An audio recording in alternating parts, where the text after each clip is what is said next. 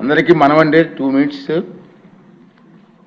ఈరోజు ఈ బడ్జెట్ గురించి మీరంతా విన్నారు. ఇక్కడ ఎక్కువ మంది కొత్త సభ్యులు ఉన్నారు కాబట్టి 2 సూచనలు ఏంటంటే, దీని మీద మీ అందరికీ పూర్తిగా అవగాహన రావాలి.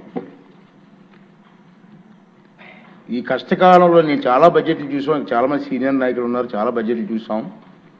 ఈ కష్టకాలంలో చంద్రబాబు నాయుడు గారు, పవన్ కళ్యాణ్ గారు ఇద్దరు కలిసి నాయకత్వంలో ఒక మంచి బడ్జెట్ని ప్రవేశపెట్టారు.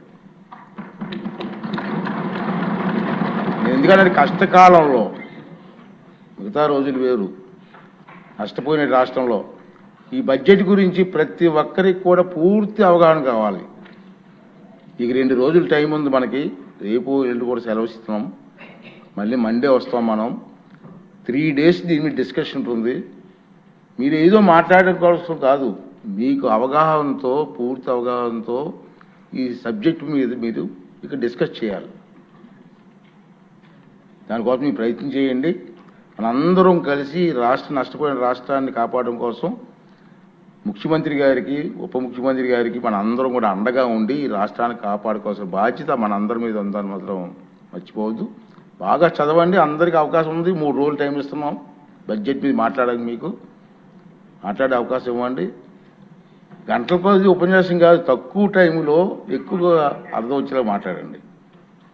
అందరికీ అవకాశం వస్తుంది కాబట్టి అది మనం చేయాలని. తర్వాత మీకు ఈ బడ్జెట్ తాలూకు పత్రాలన్నీ కూడా పెన్ డ్రైవ్లో కూడా ఏర్పాటు చేస్తాం, మీకు సప్లై చేసి ఉంటారు. పెన్ డ్రైవ్ కూడా ఉన్నాం.